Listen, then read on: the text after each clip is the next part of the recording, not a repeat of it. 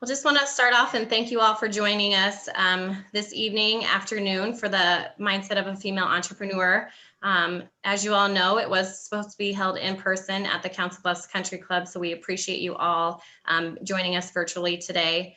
At this time, I would like to go ahead and thank all of our sponsors for joining us today as well. Our presenting sponsor is Brunow Contracting. Tamara Brunow with Brunow Contracting. And our table sponsors are now our virtual sponsors are Beacon Vacations, Connections Area Agency on Aging, Family Heritage, Jackie Dirks, Heartland Properties, Potawatomi County Community Foundation, Tanya's Gift Baskets, Methodist, Jenny Edmondson, and our registration sponsor is Ravella. So thank you guys all so much. We really appreciate your sponsorship for this wonderful event. At this time, I would like to turn it over to our Chamber CEO, Drew Camp. Thanks everyone for being on tonight. We're really looking forward to this great event. We wish it could have been in person, but obviously that's just not in the cards right now. Obviously everyone's taking precautionary measures and steps to make sure that we're doing everything we can to stop the spread and keep our businesses open. I wanted to thank our sponsors as well, but also I just wanted to touch on the fact of how amazing it is that we're having this event. I think it's so important.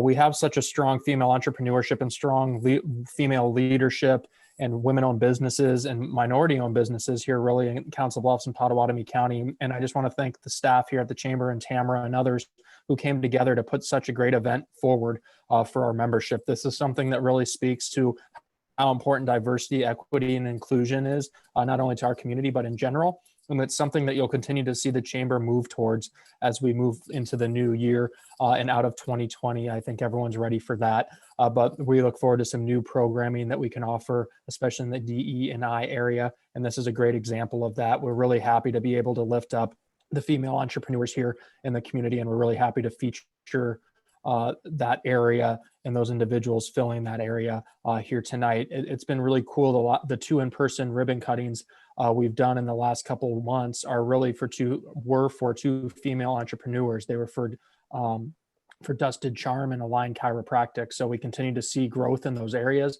And again, I'm just really happy that we're able to celebrate that tonight and thank our sponsors for making it possible. And Kim, I thank you internally for you and the team making sure this became a reality. Thank you. And I look forward to a great discussion today. Perfect. Thank you so much, Drew. At this time, I would like to introduce our presenting sponsor, Tamara Brunow, to say a few words. Tamara? Well, good evening, everyone. Thank you for joining today, guys. This was definitely not the plan that we all thought we were going to have, but it's 2020, so it is what it is, right? We've got to adjust and overcome. When Kim and I talked about what we were going to talk about, at first, it was more of an in-person event. It was a little different. And the more Kim and I talked, and Donna, we kind of stepped back and said, God, 2020 is just kind of, this is tough. It's tough. It's tough in business. And I've been a female entrepreneur now for, oh boy, going on 14 years. So I've been around for a long time. I've seen the ups, I've seen the downs. I've been through a recession. I've taken some hits over the years. And I just kind of wanted to give a little bit of practical advice. And it's actually something that I've learned in the construction industry. I don't know if those of you are aware, but the bulk of my business has been rapid disaster cleanup. I go all over the country with my crews. We come in after tornadoes, hurricanes, floods, and we're basically the first boots on the ground, eyes on the ground to see what happens. So with that comes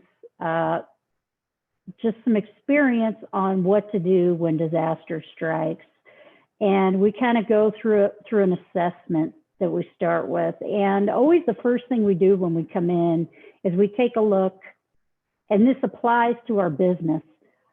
On March 22nd of 2020, overnight, I lost $67,000 a month in income. I had one of my contracts that I have had for 3 years shut down on a company immediately with no intent to go back to full-time anytime in 2020. So when you're faced with $67,000 worth of revenue, 6 full-time employees working that, 8 part-time employees working that, and you honestly step back and go, oh shit, what are we gonna do? Luckily with my experience and what I do, first thing we did is we stepped back and said, all right, number one, what's still in place? What's working? What do we have? What resources do we have? So we knew we had all of our people, right? We had good people, we had hardworking people, they all wanted to work. So we said, okay, we have people we could mobilize to do something. All right, what else do we have? What else is in play? So as we went through that, we said, well, we have our offices, all of our logistics systems still work, we have drivers, everybody's healthy at this point. Then what we did was we looked and said, all right, where can we pivot to right now to create opportunities? And we had to look at the economy of things that were going on right now. And I tell people, when you do disaster planning, you look for places you can build a bridge, places you can put a Band-Aid, and places that you blow up and just keep moving.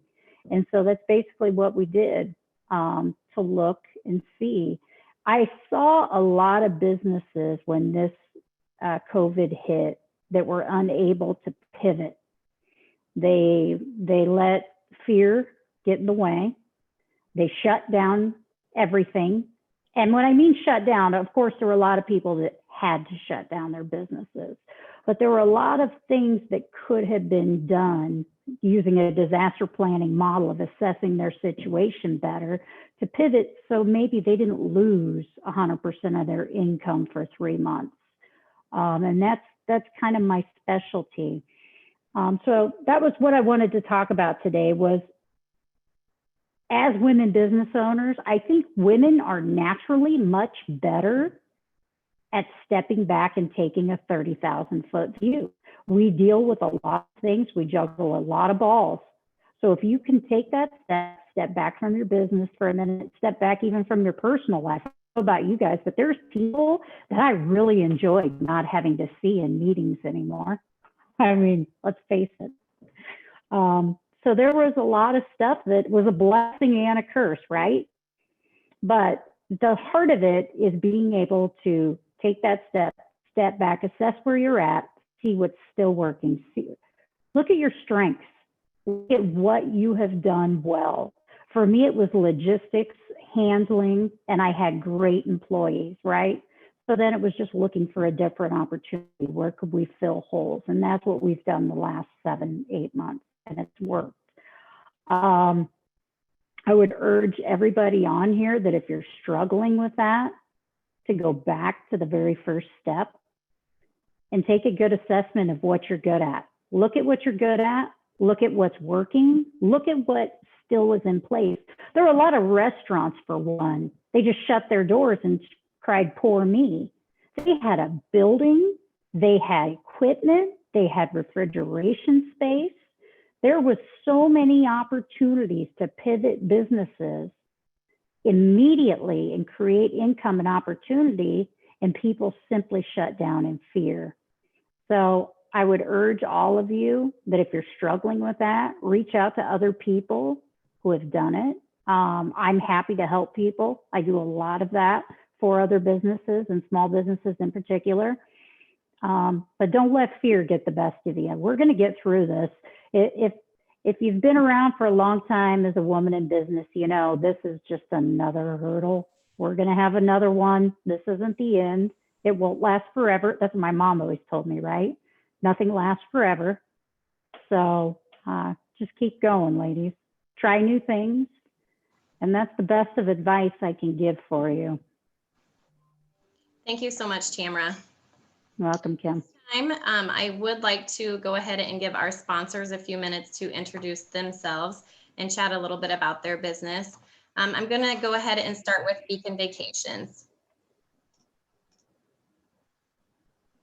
Good afternoon, everybody. It's good to see you today. Beacon Vacations is a full-service travel agency, which, as you can imagine, is struggling quite a bit right now because no one is traveling. But when it all comes back, and it will come back, I can help you with all kinds of things from work travel, hotels, airline tickets, but my specialty is vacations, all-inclusive resorts, cruises, family vacations to Walt Disney World. And a lot of people ask me, well, why should I use a travel agent? And there's several reasons.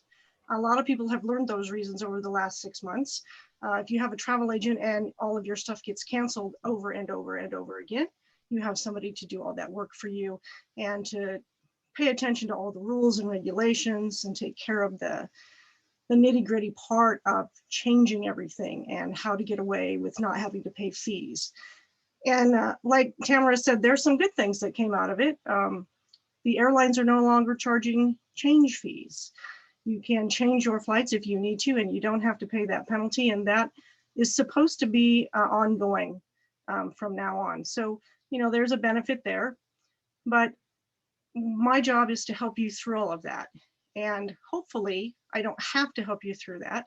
Hopefully what I'm really doing is putting together a perfect package for you and your family to have a wonderful time, to get away, to not worry about the details, to know that somebody's got your back if flights get canceled because of an ice storm or whatever. That's basically what I do. It's pretty straightforward.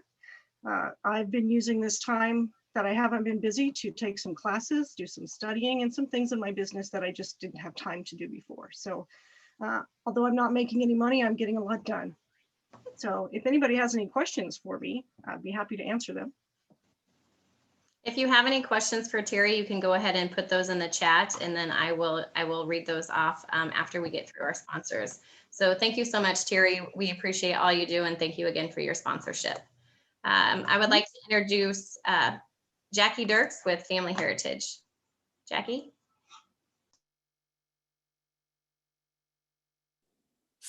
There, I am unmuted. Thank you. I really appreciate being here. I've been a business owner for many, many, many years.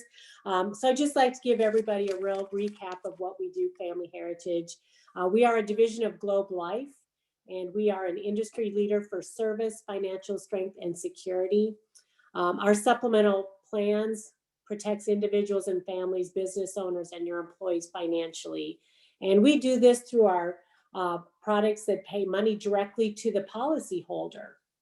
Health insurance obviously is going to pay doctors and hospitals. Family Heritage actually pays you, and this protects your savings, your retirement, and your assets when the unexpected happens. We specialize in coverage for cancer, heart disease and stroke, accidental injuries, and intensive care confinements that even include COVID-19. At 3:30 this afternoon, I was actually at a family's home right here in Council Bluffs, a 31-year-old that had recently been diagnosed with cancer, and was so glad that they have this policy. Sometimes it's easier to have our clients tell you why they like what we do. This is a police officer right here in Council Bluffs who says, this is Officer Dan, we signed up for Family Heritage in 2017. We're a healthy family, thought about canceling, but decided against it. Less than a year later, my wife was diagnosed with lung cancer. Family Heritage has been a big financial help, and we really appreciate the personal help by our agent. We paid that family a little over $20,000, and they got to use that for their own personal needs. Here's a teacher at Thomas Jefferson High School. Teacher Lori says, you never know when life's going to throw you a curveball. I'm so glad I took out this policy. 2 years after signing up, I was diagnosed with cancer, and Family Heritage had my back. I was impressed with the personal follow-up and follow-through. This is a win-win. We paid them a little over $9,000 when they went through that. A lot of reasons why people get this type of coverage and why they choose Family Heritage. And the reason why people do pick Family Heritage over the competitors, unlimited coverage. You never max out on what we pay. Crazy affordable. I can customize a plan to fit any budget. There's no lifetime limits. I think I mentioned that. But the biggest reason, and hold on to your seats here, our plans are refundable. If you don't use it, you're going to get all of your money back. And on Tuesday night, I delivered one of those return of premium checks to a family here in Council Bluffs. And that is such an awesome feeling when it's like, you know what, you stayed healthy, here's all of your money back. So I don't know if I can have a drawing of any kind, Kim. Is that legal to have a drawing for people on here? You sure can. Okay, so I've got $50, ladies and gentlemen, if there's gentlemen on there. And all you have to do to be in the drawing is text me your name. And if you want information about our opportunity, because I'm hiring. I hired 2 people in Harrison and Carroll County this past week, but I'm hiring. Or if you want information about the coverage for yourself, all you have to do is text me before 9 p.m. tonight and you're in the drawing. So if only one person texts me, guess what? You got $50. So can I give my cell phone number? Yes, if you want to go ahead and put that in the chat, you definitely can. I will do that. So I hope to hear back from some of you. Family Heritage, Jackie Dirks, Division of Globe Life. Thank you so much. Thank you so much, Jackie. We appreciate you, and thanks again for your sponsorship. All right, Tara Slevin with Methodist Jenny Edmondson. Tara?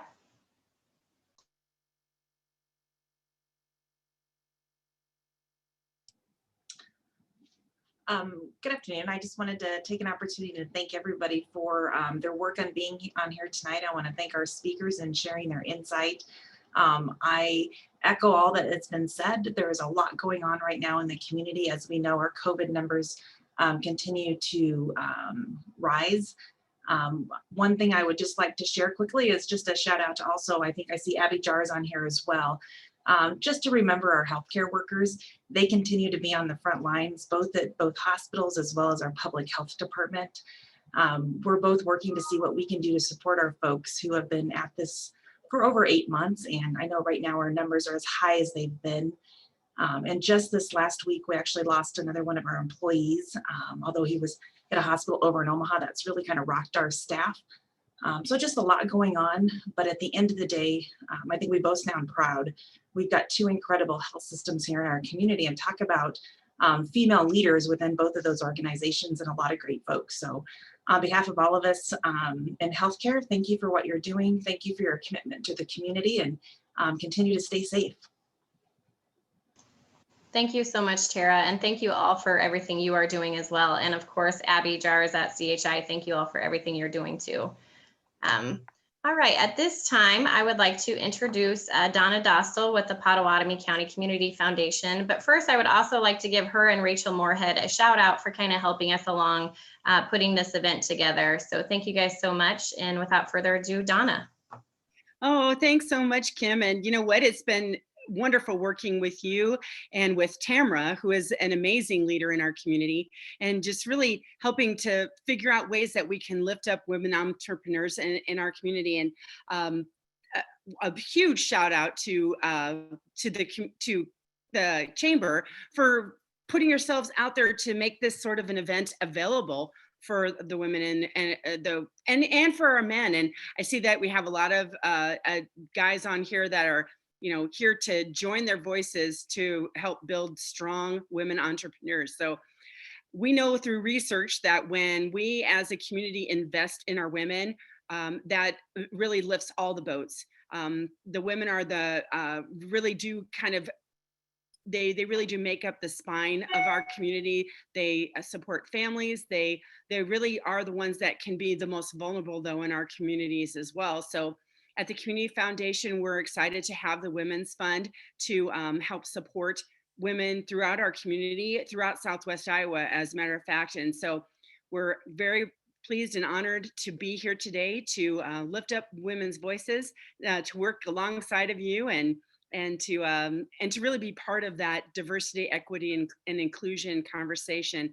Drew, I think you said it just absolutely amazingly. And I think we have a long road to hoe, but we're definitely making huge strides. And when you look at the women's faces on this screen today, you can't help but be excited about the future of women in our community. So more power to the women here. And thank you for all of the support and the voice that Council Bluffs Chamber and the work that your board is doing to lift women up in our community. We're excited and honored to be here. And I do have to give a shout out to our all-woman staff at the Community Foundation. Boom, strong.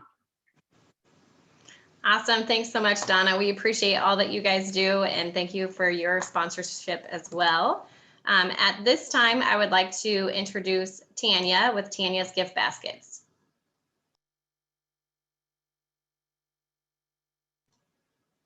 Tanya, you're on mute. All right, sorry about that. I'm gonna mute myself. Hi guys, thank you for having me on. Like you said, I'm with Tanya's Gift Baskets, and basically what I do is I am a modern day company that we have modern day gifting for the corporate world and the businesses.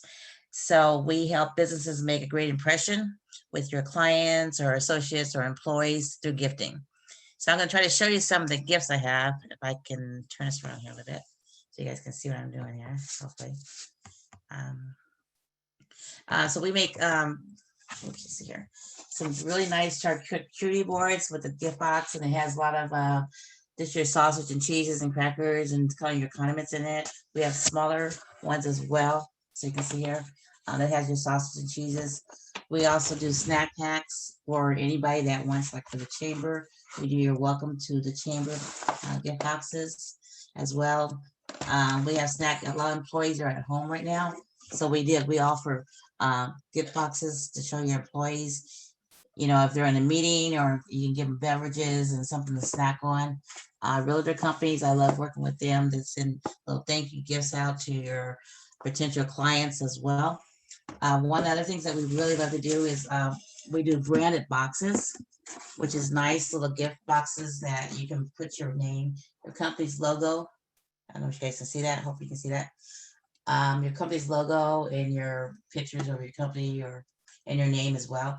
And he makes really nice little this Christmas gifts or presents, or just even thank you gifts that you want to send out to your clients or customers, just to say thank you for getting us, supporting us through this year or getting us through. So those are some of the small things that we do here at Tanya's Gift Baskets. We have some high-end gifts that we like to show to people and get you going. So I appreciate if you guys just go check out my new website. Was designed. It's updated to show more of the modern day gifting that I do. And then just call me and reach out to me to see how I can help you with your gifting needs. I know it's a little tough and rough, but we try to keep things moving along, and we support our health co-workers as well. We're doing some boxes for them, the nurses and doctors and so forth, for helping us out with COVID this year. So thank you. Thank you so much, Tanya. And as Tanya mentioned, she does put together those little boxes. So if any of our new members are on here that has not got their welcome packet yet, those will be coming to you as well. So thank you so much for putting those together. A lot of our members really enjoy receiving those and those good cookies that you put inside. At this time, I would like to introduce Ravella, Michelle, and Lona Smart. Hello, everyone. I'm going to do a quick screen share. Oh, am I allowed to do a screen share? Can you enable it? I just did. You're Okay. good. Go. Thank you. Give me 2 seconds here to get it set up.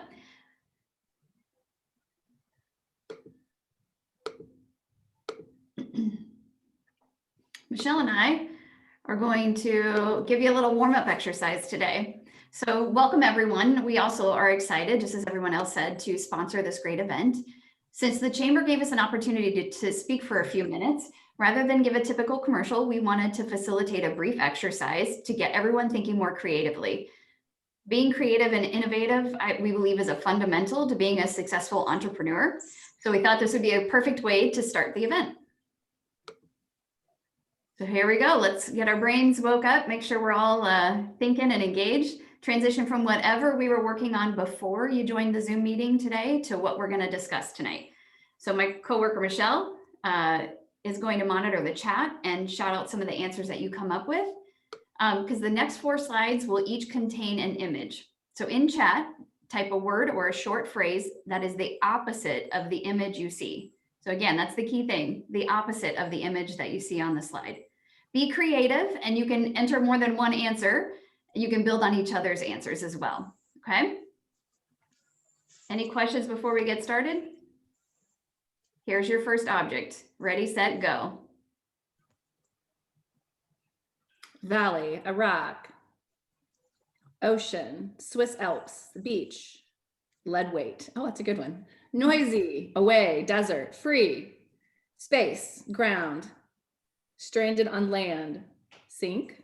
Oh, here's number two. Here's the second one. That's it. Oh, Close up. Blindfolded, city street. Microscope, vision. vision. Blinded, narrow-minded, magnifying glass. Closed-minded, night, sunglasses. All right, number three. Going. Oh, God. Tea, iced tea, cold, soda. Ice water, good job. Wine, I like that one. Cookies, coffee. I think that might be vodka.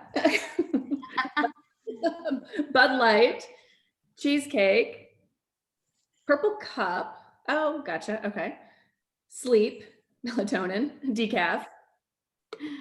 Those are great. Okay, last one. Here we go. Make it the best one. A mouse. Oh, a goodbye. Peekaboo, dumb, Bambi, mouse, early bird, asleep. He's definitely awake. Not smart. A snake. Flying. Unfocused. Awesome. Good job, everyone. Good job. So that was fun. When it comes to being more creative and innovative, quantity is better than quality, right? Because we need to just generate ideas. So we need to get out of our, get ourselves in the right mindset to be open to new possibilities, new ideas, new thinking. Not all of us would describe ourselves as innovative or creative, myself included, but we all have the potential. If we take a minute, we stretch our thinking, think outside that proverbial box. So creativity and innovation can come from many different places. Listening to others, watching and observing the world around us. It is less about coming up with the first and greatest idea, but instead being willing to keep an open mind and listen to others and build on what other people bring to the table. So today is an opportunity, or tonight is an opportunity to do just that. We get to listen to some very innovative, smart people today. And I hope it sparks some creativity and innovative ideas in your business, because I think every leader at some point feels a little bit of a disconnect between the business they want and the business they have. At Revelo, we deliver custom strategy and training solutions to help you close that gap. So thank you to the CB Chamber for bringing us all together tonight, and we look forward to the discussion. Thank you. Thank you. Thank you so much, ladies. That was fun. At this time, I do not believe, do we have anybody from Heartland Properties? Has Diana Dietrich or Kelly Butts with Connections Area Agency on Aging joined us? Do not believe so. All right, I just again want to thank everybody for your sponsorships for this event. And at this time, we do have a special guest with us today. And after Ilona, we will go ahead and get into the Q&A. So without further ado, I would like to introduce Ilona with Life Dimensions by Ilona to do a little kickoff for us. Hi, everybody, and good evening. It's lovely to see family. It's lovely to see family. Everyone here, most of you I know, and some of you I know by face or by name, having heard of you in the community. And I'll go right back around to Tamara, who said, I believe she said, what do you have? And this is what you have. You have the body, the mind, and the soul. You come in with your book of numbers and astrology and all of that. And for many of us, I don't know if you say this, I am stressed. I am stressed. I am stressed. I beg to differ. I would say you are in stress, but you're having a stressful response. I tried to meet you where you are today. This doesn't stress me out. I've put the AC on and it's cold. So my body is reacting to the coldness in the room and it's shaking. So I'm going to invite you to notice that that is a gift. Your body and all of it is going to react to what is presented. Tamara went out and she said, what do I have now? I have good people. I have lots of things available to me. So right in this moment, I invite you to just sit back. Some of us are sitting, I believe, and just assess, just 30 seconds, checking in from head to toe, what it feels like in your body. What's the landscape? What's the quality of this vehicle, this container? And just notice what is available to you in a sensation way, in texture. How is your breath? What's the rhythm of your breath? And now I'll invite you to notice the description of stress reduction techniques. If you notice at any point in the next 5 minutes that your heart starts beating and I'm actually increasing the stress response, come back to where you are safe. Come back to a place that you feel comfortable. And so we move, we breathe in, we hold the breath a couple of seconds and we just sigh it out. I'm the only one you can hear, but just as loudly as you feel comfortable doing. The breath is not male or female. The breath is neutral. It knows not man or woman, and it is available to you. Breathing in again, and this time really leading the breath into the torso, the belly, the legs, and then exhaling, just let it go. Let's go ahead and inhale, rising up to the shoulders. I'm not sure if you have surgeries or maybe metal pins and wires. So go to your ability or what is available. Inhaling, hiking the shoulders up. And exhale, just gently lowering down. Movement doesn't know male or female. It is just a way to begin to release any tension created by the receiving of anything in front of your eyes or something you hear. Inhale the shoulders as high as you can comfortably go, and then exhale, just roll them back. Notice, is this good for me? Do I just use my intuition and my wisdom and I pause here for it is not doing good?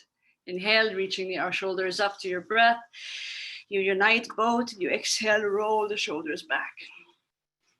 If that was okay, let's inhale and begin to squeeze the arms alongside your body. Perhaps you're able to place them on your lap or alongside the arms of your chair. Inhale, squeeze, and create fists with your hands. Tense the body, hold the tension, hold the breath, and exhale, sigh it out. You have intuition. You know in your gut, you know in your heart, you know in your soul. And that's not male or female. It is a gift within. So it doesn't know male or female, it is for everyone. And you're going to know what your heart and soul calls. Let's give that another breath. Now lead the breath into the body, squeeze the muscles, hold the tension, hold the breath, lead that breath all over the body. Keep breathing in, let the oxygen transfer. Exhale, sigh it out.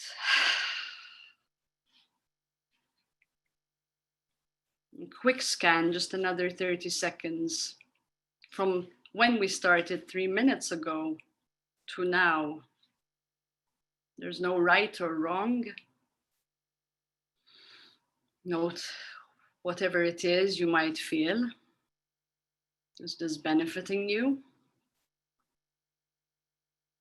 10 more seconds, just checking in, sensation, rhythm of breath.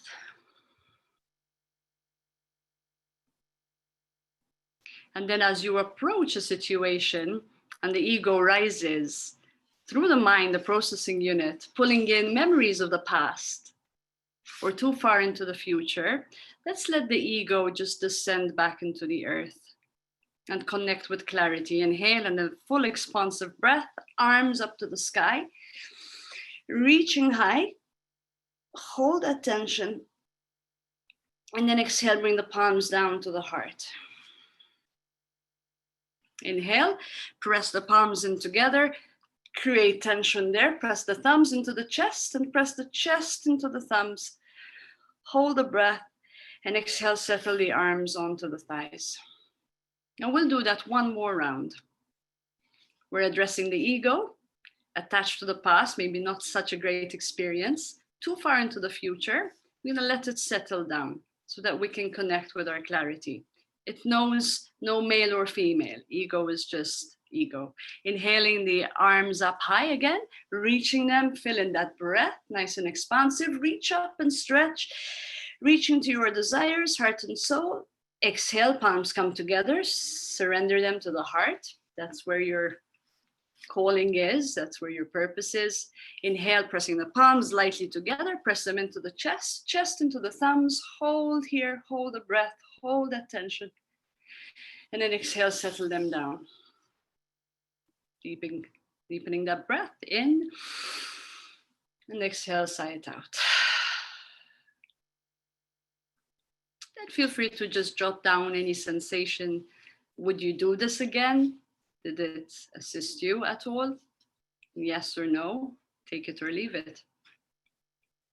But knowing yourself and knowing all the gifts that you come in with, your numbers, there's leaders in this group, there's people that assist projects, knowing your astrological sign, knowing that, again, breath, movement, ego, intuition, this is all here. So what do you have at your fingertips? Nowhere to go, just taking a pause. 5 minutes, and you're good to go. Thank you so much, everyone. Blessings to you, and thank you so much for allowing me this time, Kim, and all at the chamber. Many blessings. Thank you so much, Ilona. That was amazing. Do you all feel refreshed and ready to listen to our panelists now? Awesome. All right, so at this time, introducing Tamara Brunow with Brunow Contracting, Bobbi Calderon with Homestyle Laundry and Dry Cleaners, and Rhonda Bullington with Loess Hills Floral. So I will go ahead and start out with the first question that I have for you is to Bobbi. What was your key driving force to become an entrepreneur?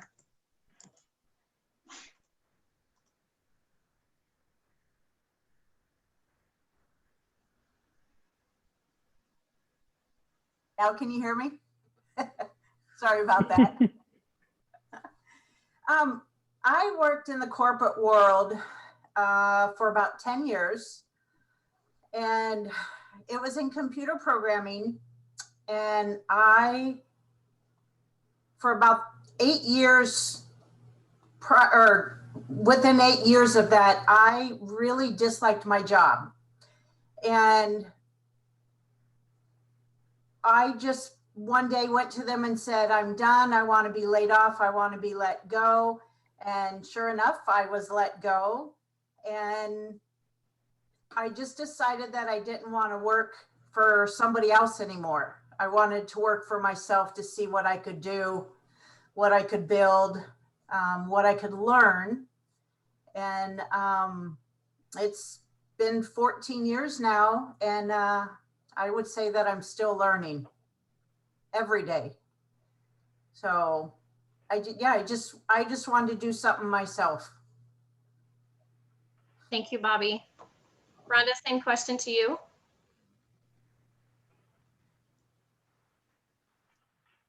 Can you hear me? Okay. I was born into the entrepreneur family. My parents are entrepreneurs. They started a jewelry business in 1981 and ran it for 35 years.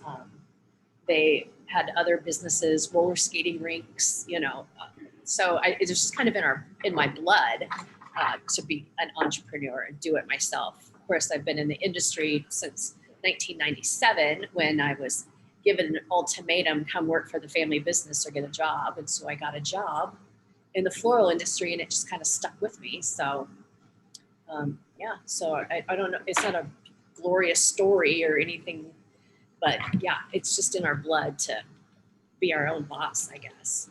So. Wonderful. Thank you, Rhonda. Tamara, same question to you. I worked for the U.S. Army Corps of Engineers when I was 20 years old. I started there as a first woman in military construction contracting in Milcon at the time. Loved my job. That I was supposed to go to law school. That was what I wanted to do. None of that ended up happening, obviously. Stayed in private commercial construction, working for two of the largest contractors in this area, going coast to coast, building restaurants, retail, big box, churches, you name it, a lot of military projects. And I kept moving up the ladder, kind of, more responsibility, no pay, more responsibility, no perks, more responsibility, no recognition. So it finally occurred to me that if I was actually going to get where I wanted to go in construction, first off, I was going to have to build it myself. I talked to a couple different owners about buying them out, and nobody seemed to really understand what my goal was. I knew when I started my construction company that I wanted to become an 8A woman-owned contractor. I knew that there was opportunities in small business contracting with the federal government that I had tons of experience with and that I was good at. So I started my construction company the very end of 2007. Did over $1 million the first year out, and have since been very successful. I've since started 2 other companies. Entrepreneurship is key to freedom. I tell people, I raised 3 kids by myself as a woman business owner, and it was the greatest thing in the world, because had it not been for the freedom that my entrepreneurship provided to me, I couldn't be the type of mother I wanted to be either. So it's a beautiful, beautiful thing. Thank you, Tamara. This next question, we are actually going to be starting with you. How did you get your idea or concept of the business? Like I said, I had been working in construction for, oh boy, at that point, for 10 years. And I kind of blended my past experience working on the federal side in military construction contracting, and with my experience as an estimator and project manager in private construction. My idea wasn't anything crazy, but the idea of a woman without her dad, out her brother, no husband, starting a general contracting firm is pretty unusual. I don't actually know any other women like myself, other than a couple women out on the coast. So it was a leap of faith, that's for sure. Thank you, Tamara. Rhonda, same question to you. Did you say me? Yes. How did you? Sorry, I had it on mute. Well, like I said, I've been in the industry since 1997, and I just learned. I mean, I moved from shop to shop, and I learned. And when I finally opened my own, I just kind of took the good, the bad, and the ugly from everything I've known from different shop owners and made it my own. And with the change of the industry right now, retail is not. It's not how it used to be. People don't come into flower shops anymore. They want to order online. They want to, so we are more of a studio setting. So we don't have like giftware or balloons, or, you can't just walk into our shop and get an arrangement. Everything we do is custom made. It's because we don't have, or, with the changing of the shopping centers and stuff, we're more of a studio now. So that's us. Thank you, Rhonda. Bobbi? for me, this was a turnkey business. It had originally started in 1987 as a laundromat. And so it was already in existence. It just kind of fell in my lap, and I just basically walked in the door and bought a business. It's like nothing in my head said, what are you doing? Do you know what you're doing or anything? I just walked in the door, and about 2 days later, we made an offer on the business, and I owned a business. And it just, there really was no thinking to it. I just jumped in, and am thankful that I did. So. Thank you, Bobbi. Next question, we are going to start with Rhonda. How did you raise funding for your venture? I had a lot. I took every penny I had and put it in my shop. Then I actually went to the small business development group at Iowa Western and worked with Sue Pitts, and she helped me write a business plan. I think that is a great, like her and that whole business or that whole crew there at Iowa Western is amazing. It helped me so much, and she helped me write a business plan, and I took it to the bank, and I mean that's it. But I did have a little money saved up, and that's how I got started. So I put every penny I ever earned into my shop, and I think it probably made me work even harder, knowing that it was my money and I couldn't fail. So yeah, I still, after 9 years of business, still preach the small business development group. So they were big. Thank you, Rhonda. Yes, the Small Business Development Center does do amazing work out there. So next question to you, Tamara, or actually the same question. How did you raise funding for your venture? Actually, I do not have a beautiful story on that, because being a single mom with a construction company, as you can imagine, is I took my business plan to banks, and they laughed me out the door and said, do you have a dad, a husband? Is your brother your business partner? Can somebody sign for you? So I bootstrapped it all the way.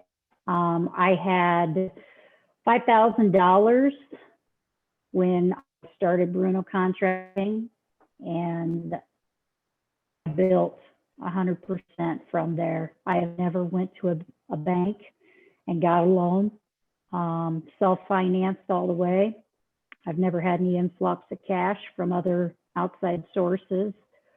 There's businesses that the financial lending institutions look kindly at to lend. And I will tell you this, ladies, I don't care what anybody says. There's discrimination in lending still to this day. If they think that you don't belong in the business that you're in, you won't get the loan. You can have the best business plan in the world. You can have the best financials in the world. And sometimes they're just not comfortable doing it. That is one of the great things. I think, Kim, you're aware, and I know, Donna, you are, that we're trying to put together an angel investor group to help finance other businesses. And I've asked to be one of the investors in that now, because I struggled with that. I really struggled with that. There were times where, boy, having a $250,000 loan to buy something to expand really would have been helpful. But smart strategic business moves, some not smart strategic business moves.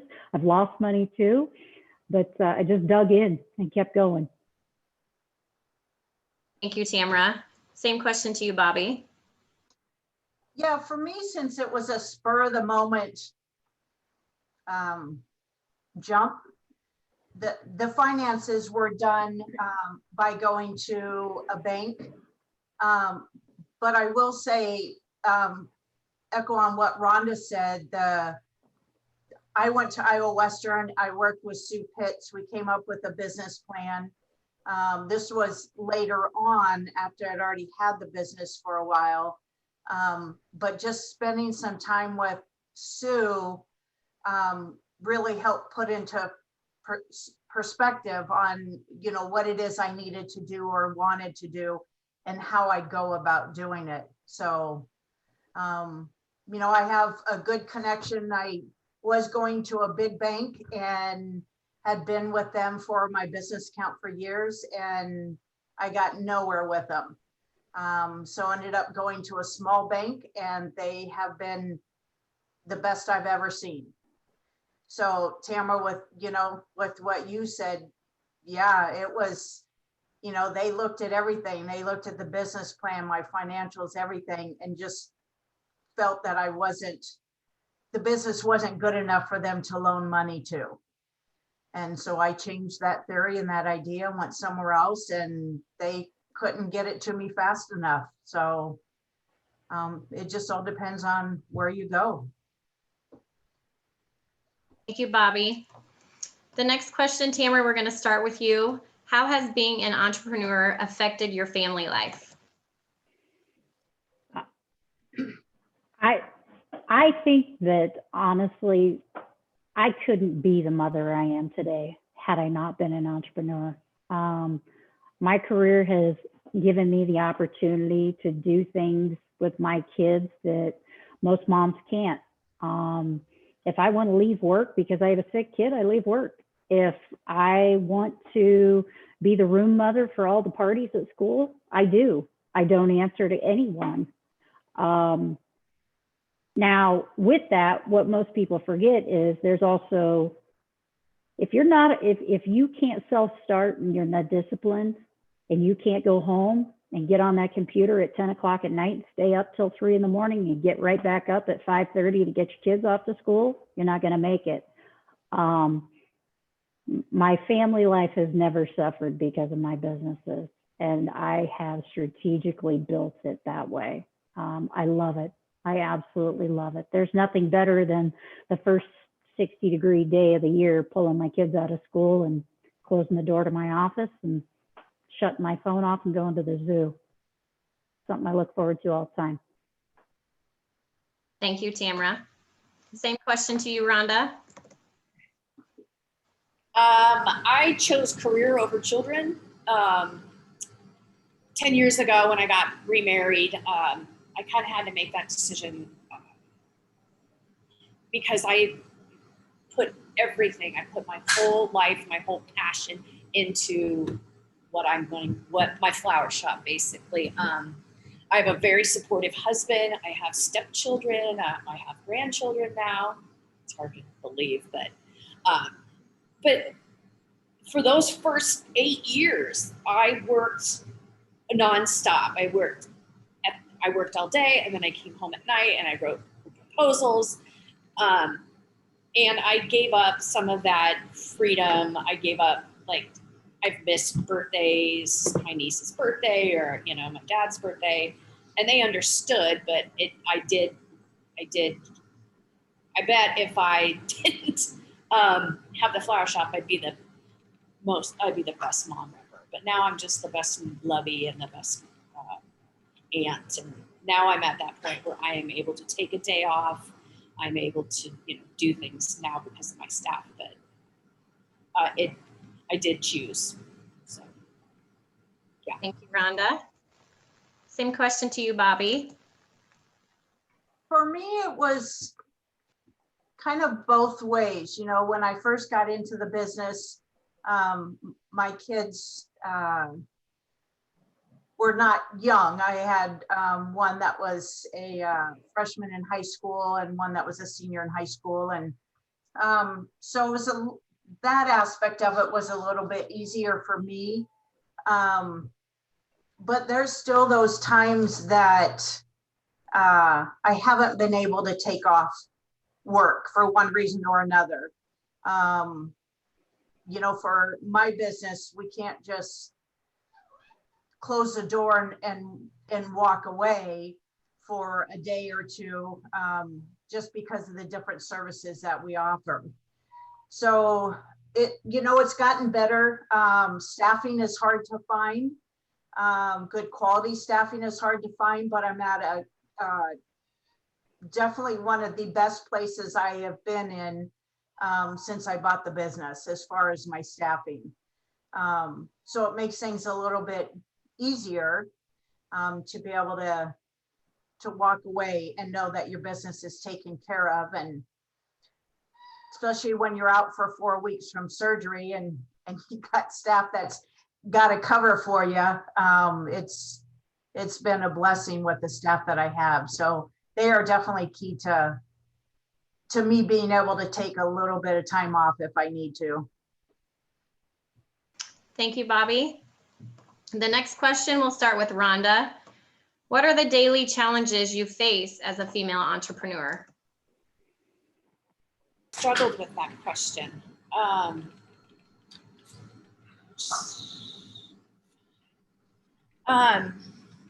Daily struggles right now, COVID, but I don't think being a female entrepreneur has held me back from anything.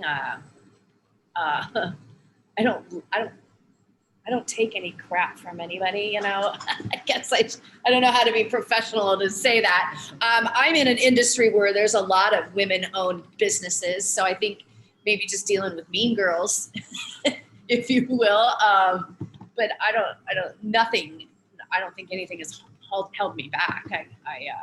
I don't like being talked down to. I don't like, that kind of thing. But I just, what? Well, yeah, like Lisa said, you earned it. But, I don't think you give respect. I treat people the way I want to be treated. And if you want to look down on me because I'm a female business owner, it's your loss. It's not mine. So I guess I don't want to be like, I don't know if I'm not very good at public speaking, so I don't know if I'm even saying that right, but I don't let it hinder me at all. You are doing just fine, Rhonda. Thank you so much. Tamara? To ask the question one more time, Kim. Sorry. It was, what are the daily challenges you face as a female entrepreneur? Oh, daily challenges. Obviously, like I mentioned, financing. I own 3 businesses now, and a creative startup, whenever you're trying to start anything up, it's difficult. It's difficult to get financing. You get ran through the ringer, but sometimes I understand, sometimes I don't. I'm not nearly as poised as Rhonda, and I'll just tell you the bullshit that you deal with being a female business owner in my industry. It goes, it ebbs and flows.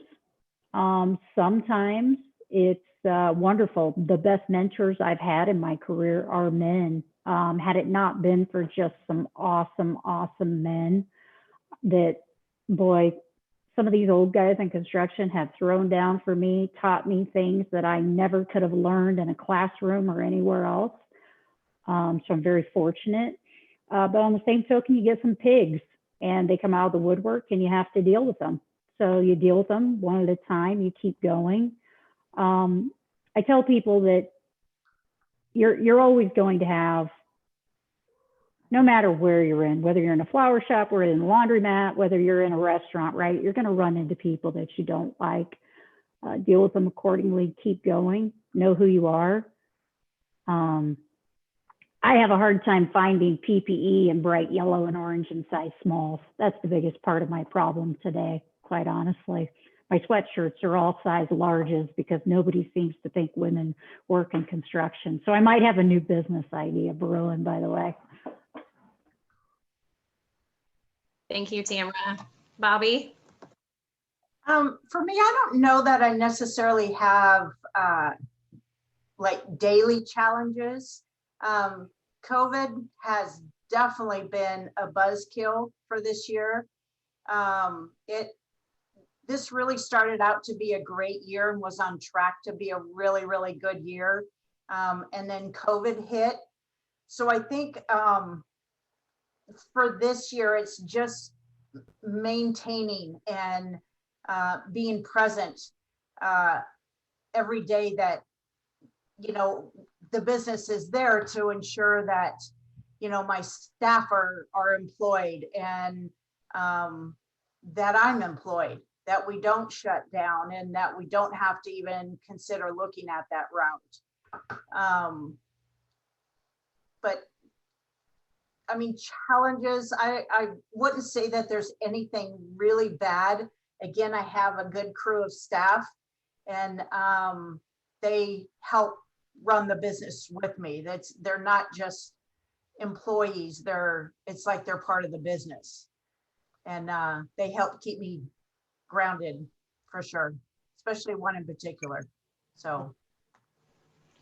Thank you, Bobbi. All right, the next question, Bobbi, we're going to start with you is, what are your responsibilities and key duties as the business owner? Well, I'm an owner operator. So I do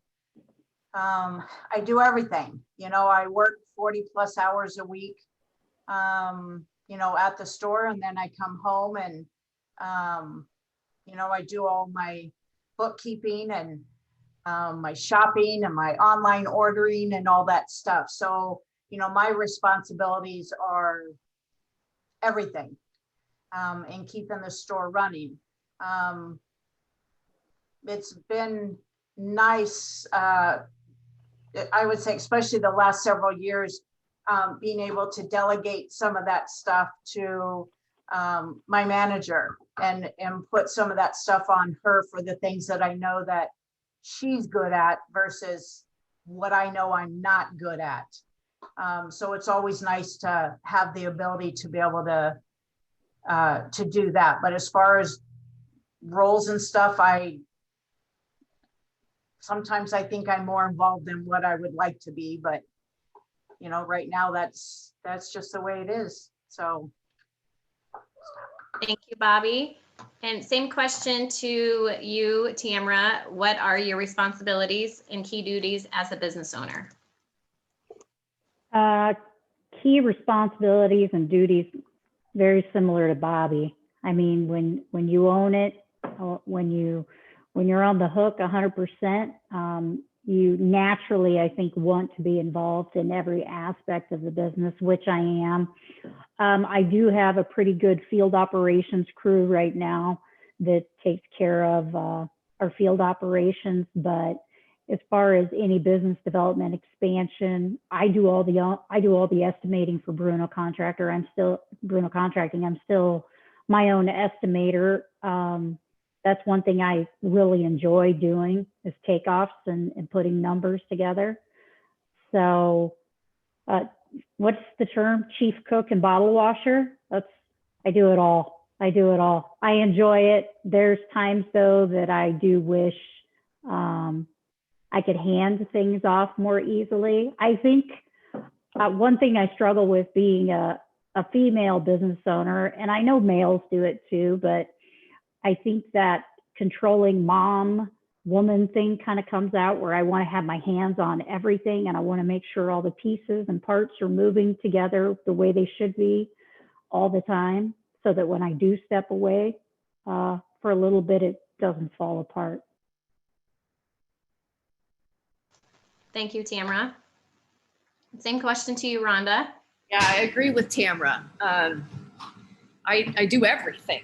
I'm a business owner, so I have a routine that I get up every morning and I have my coffee, and I'm the social media director. So I put my post out there, and then I make my to-do list, and I come in and we have my crew and I have a powwow, and we knock out our list every single day. And I never ask anybody to do anything that I haven't done or I won't do. I'm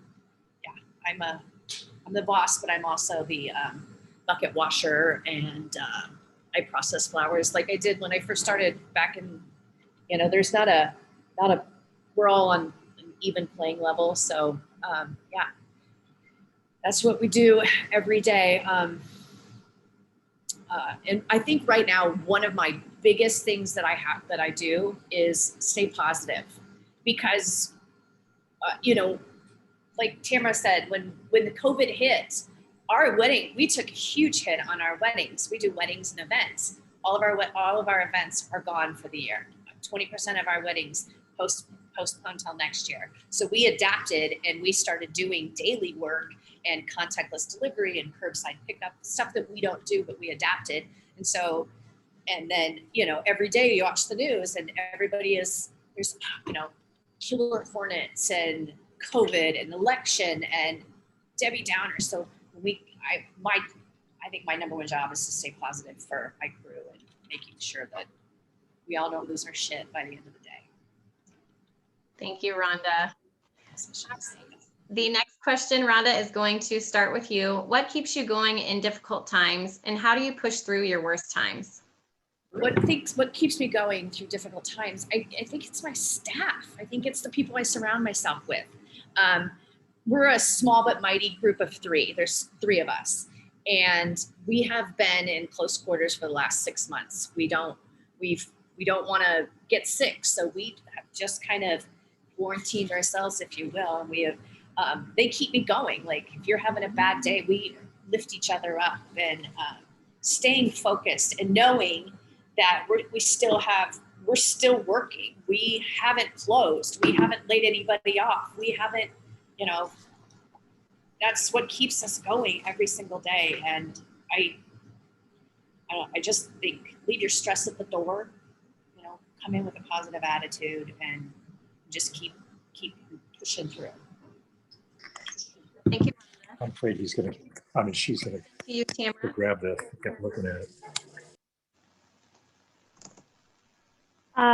What keeps me, I'm an odd duck.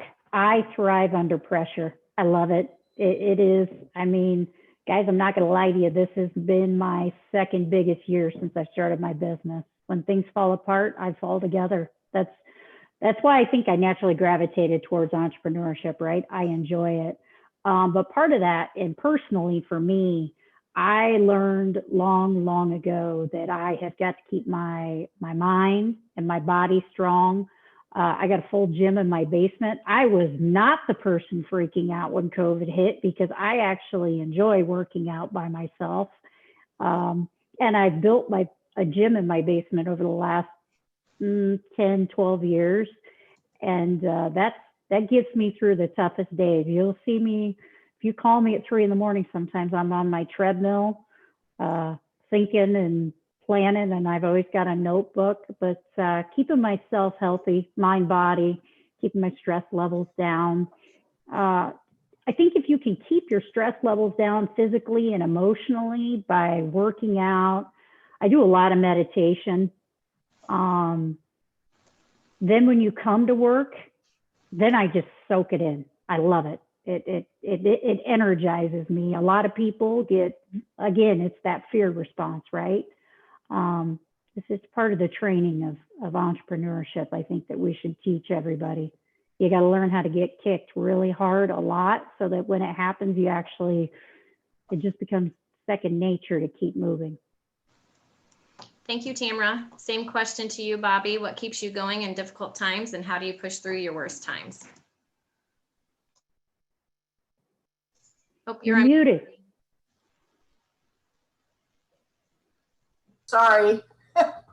I would say exactly what Rhonda said. I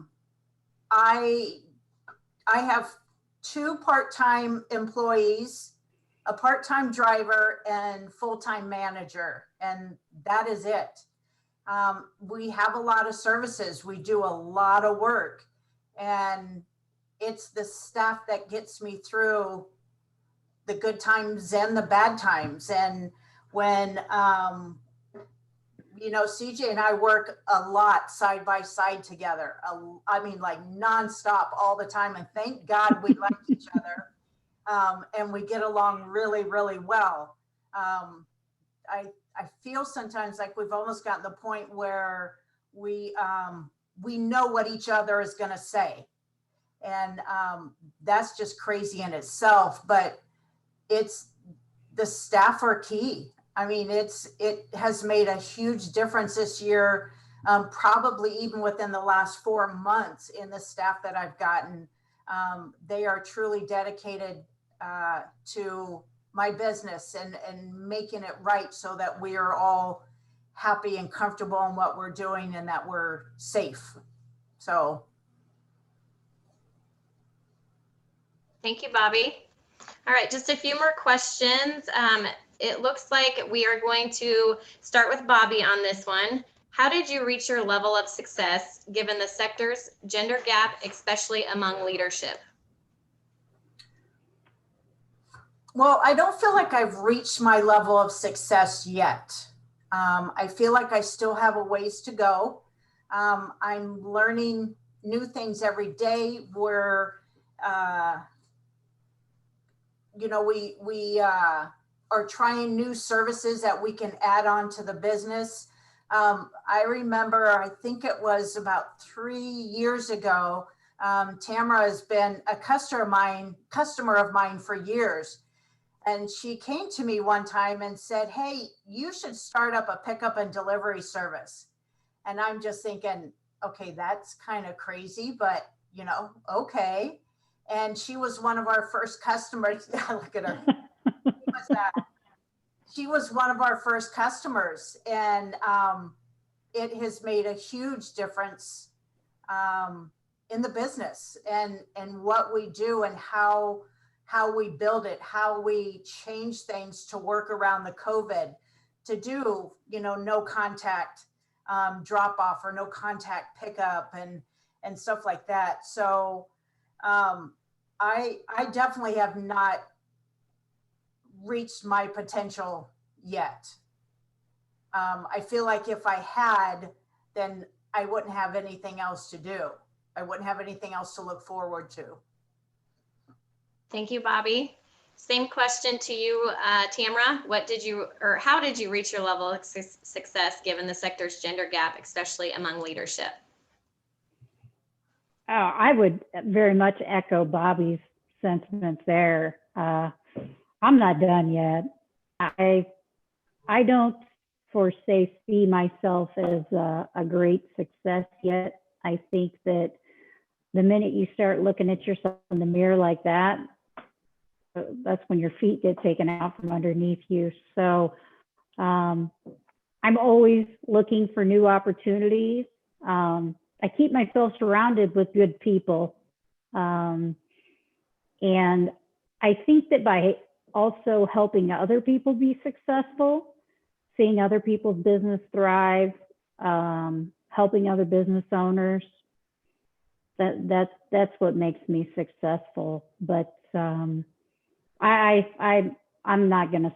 I don't. Somebody asked me the other day when I'm going to retire, and I was just like, "What am I gonna do? Like, I can't just sit around. You know, I'll always be building something." You know, I've went from construction to apparel to investments, and now I'm part owner in an industrial hemp company, making all kinds of new technological products and things that are cutting edge. I just stay engaged, you know, and I don't think you hit a pinnacle of success. I don't know. I think that's something somebody else defines for you. Thank you, Tamara. Same question to you, Rhonda. Yeah, I agree. I agree with all of them. I always say I don't have my own mountaintop yet, so I am not successful. So I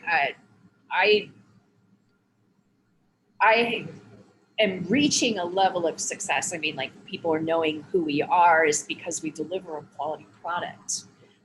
We, you know, word of mouth and telling our customers that we appreciate them and you know, keep learning and keep, you know, offering new different styles of flowers, if you will. And I always say, when I'm not relevant, I'll quit.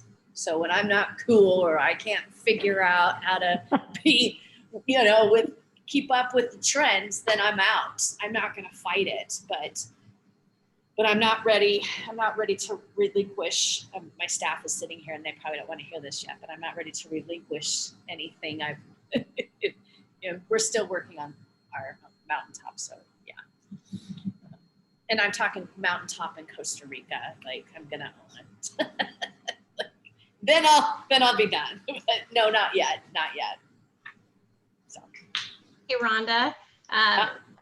Another question, Rhonda, we're going to start with you is if you had one piece of advice to someone just starting out, what would it be? Oh, I have a whole list. Do you want me to just read it to you? Because I was making notes today. And I would just tell somebody, know what you're getting into. You know, know what you're getting into. Have a clear mind. I stole that from Iona. I didn't say your name right. Make sure that you have enough capital. I mean, that's a huge thing too, you know. Pick a skill and run with it. Like, I'm just gonna, for example, there's a lot of people in the floral industry that want to be wedding planners and decorators and do invitations and da-da-da-da. Just find your skill and run with it. Stay in your lane, and don't get into business with your family or your friends. What are you looking? I'm not. My staff is looking at me like, but I'm serious. Like, if you want to maintain a friendship, don't get into a business with your friend, and don't worry about your competition. You are your own competition. You know, you're your worst critic. So just stay focused. Don't lose focus. Stay in your lane, and don't give up. I mean, the first 2 years, 3 years are terrible, but if you have a good support system and you have a clear mind and a clear path, then go for it. Awesome. Thank you, Rhonda. Same question to you, Bobbi. I would say do your research about the industry, but like, I don't consider myself, or I don't consider other laundromats competitors. We have our own niche, we do our own thing, and we're good at what we do. We get a lot of accolades for it. We work within the community and do different things. Know who to talk to. I can't tell you how many times I have talked with Tamara and picked her brain over government contracts, over just business in itself. And, you know, some people may look at her as just a woman-owned business, but man, this gal is brilliant. Tamara knows her stuff, and she is someone to just sit down and listen to what she has to say. And then my other thought would be the Iowa Western, the small business over there, and the information that they give you was huge for me to know, because I didn't know where to go when I first jumped into this. I just kind of felt like I just jumped in without, I knew how to do laundry, but I didn't know how to run a laundromat business. I had done various other jobs. I used to do a lot of stuff in the soccer community.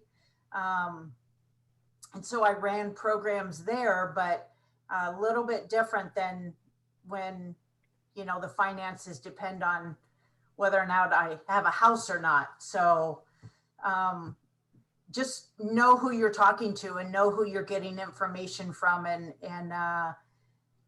again, like what Rhonda said, just focus on what you want and just don't be afraid, just go for it. So stop. Thank you so much, Bobbi. Tamara, same question to you. If you had one piece of advice to someone just starting out, what would it be? First piece of advice I would say is ask yourself if you want a job or if you want a business. I know a lot of people will come to me with business ideas, and what they're really looking for is a job.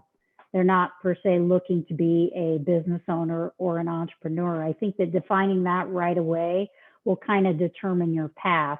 If you know you want a job and you want to build a business that you can sell because you make widgets with your hands and someone else can go do that after you're done, then that's a job.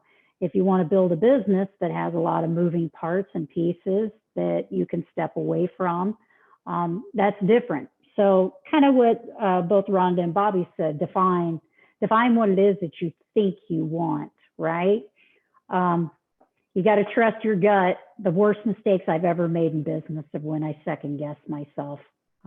Boy, that's a tough lesson to learn. I've done it many a times. Know who you are for sure, so that way you can't get compromised. Not going to tell you how much money flies under the tables in construction. There's a lot of it. There's a lot of business owners. There's a lot of things that the men can get away with, ladies, that you can't get away with. And the minute you start getting down in the dirties with them, taking cash under the tables, doing Uncle Bob deals, they will jump up to bite you in the ass, and they will put you out of business. I've watched 2 women in the state of Iowa who were great female business owners get sucked in with the lure of quick cash, and they're gone now. Their businesses are gone. They're bankrupted, taxes, you name it. So know who you are. Don't let yourself get compromised. Try new things, fail, and try again. And when you're doing that, one thing that I always do, and I know Bobbi does it, and I'm sure Rhonda does. Rhonda's always staying up on the trends. Bobbi's always working on the latest. I mean, when she redid her, I know how much effort and time she put into researching laundromats when she was redoing home style. You've got to have a continuous learner mindset. If you don't like reading, researching, listening to podcasts, educating yourself, your business is only going to go that far. People tease me when they get my cars and things, because they're like, God, you're always listening to something. This is annoying. And I'm like, yeah, but this is interesting, you know? So constant education. Never, there's always a student, never a teacher. I'm a firm believer at that. I love listening to other people talk about business or new ventures or new technologies. It's kind of the evolution of entrepreneurship, I think, and most of the really, really highly successful entrepreneurs I know are defined by that one thing. They are constant learners. Thank you so much, Tamara.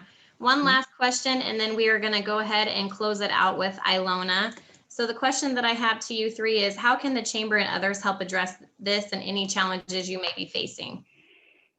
I'll start that one with Bobbi.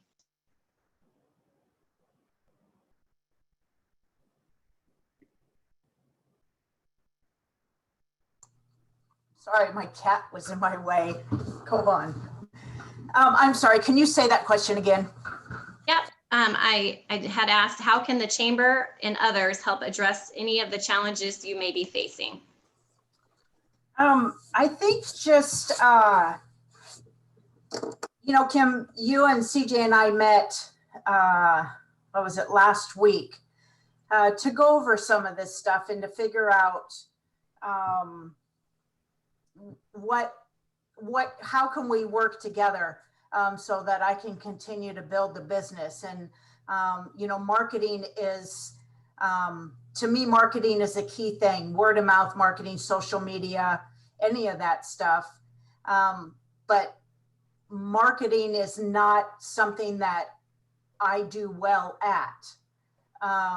And that's where I really need a lot of help when it comes to my business. And I'm going to look towards the chamber to start helping me do that so that I can learn to better market the business than what I have been. Thank you, Bobbi. Yes, that was a great conversation we had, and that is what we are here to do, is help you out. So thank you. Next question, same question to Rhonda. I agree with Bobbi. Like meetings like this and talking to other female business owners, is inspiring, because I don't have a lot of time to meet with people, but when I do, and so we need more things like this, just like a little Zoom meeting, and hey, let's talk about this one topic. And when I leave this meeting, I'm inspired, and I'm going to write it down, and I'm going to try to implement what I talked about with these women into my business somehow, and maybe doing like a 6-week program, or just something that we can all here's a couple items that have come up in the last couple of weeks that have concerned us. What can we do to benefit or help each other, or how can we implement it in our business? I like stuff like that. Working together, Zoom calls. I just was making some notes, chat rooms or whatever.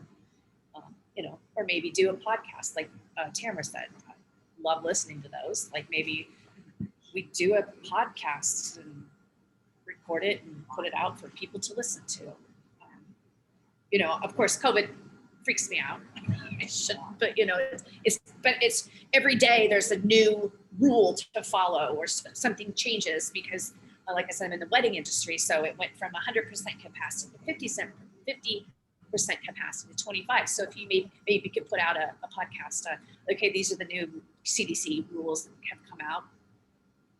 Just wanted to give you guys an FYI. So something like that would maybe benefit us.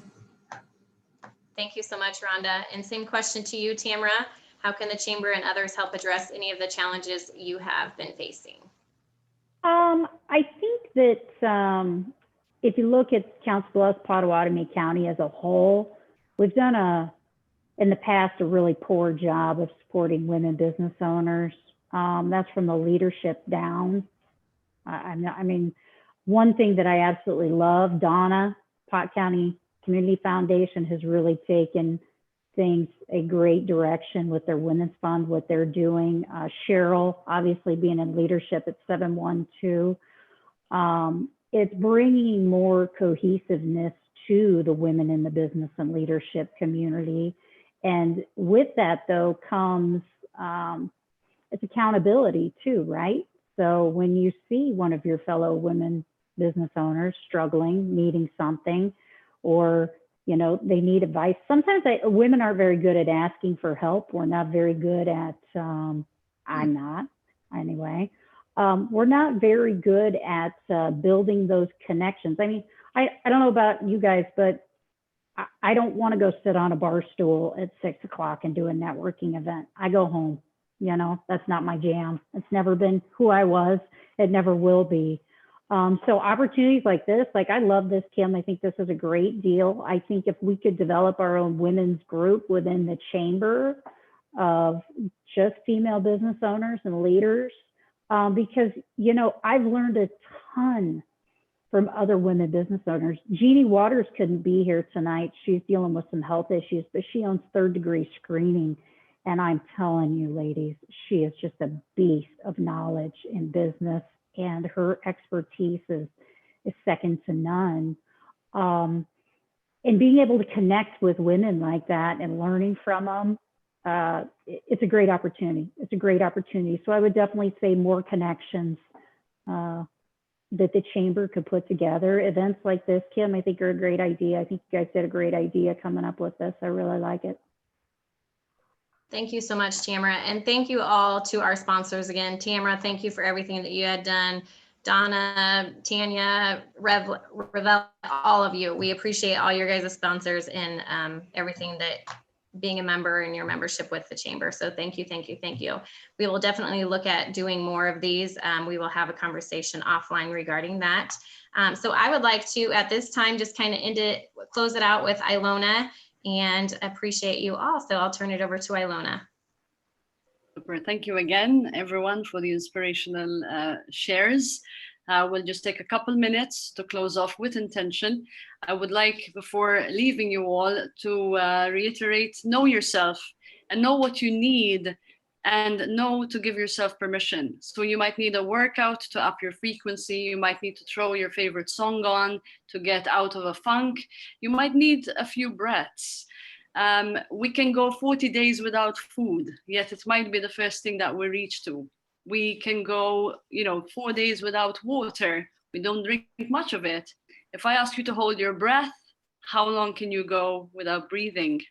So as we gather here, again, just take a nice stretch in the comforts of your own space. What's available? I have a desk in front of me.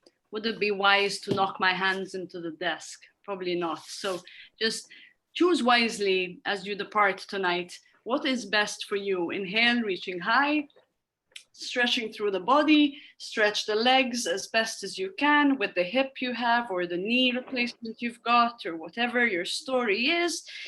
Make the adjustments and honor yourself. Exhale gently, lowering the arms down. If you have kids, you can show them and integrate them and have them join.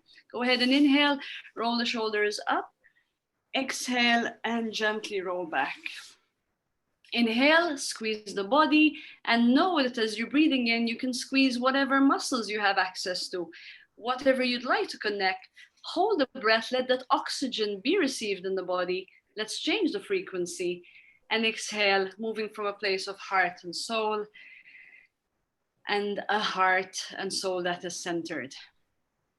Let's give one breath to our community, to all of you here. We're breathing in slowly and fully through the nose, rising the breath into the crown of the head, into all of the body, retaining that breath.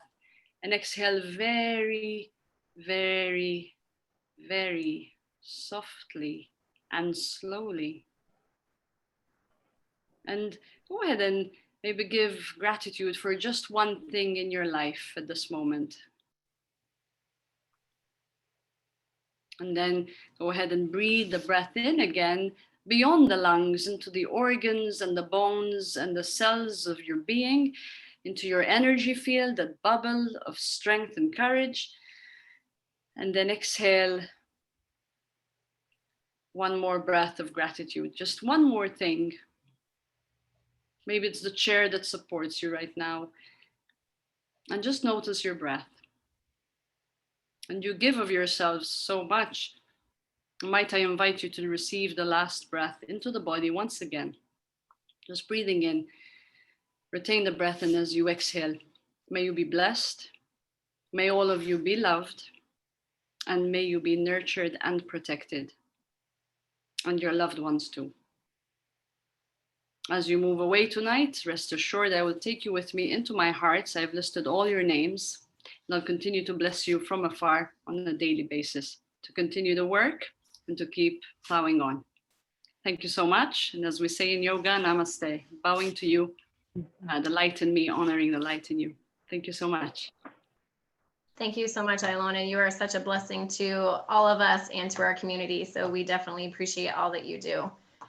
Once again, I just want to thank all of our members for joining us, and thank you all to our sponsors. Thanks for being flexible with COVID, and you all stay safe and well and have a wonderful evening.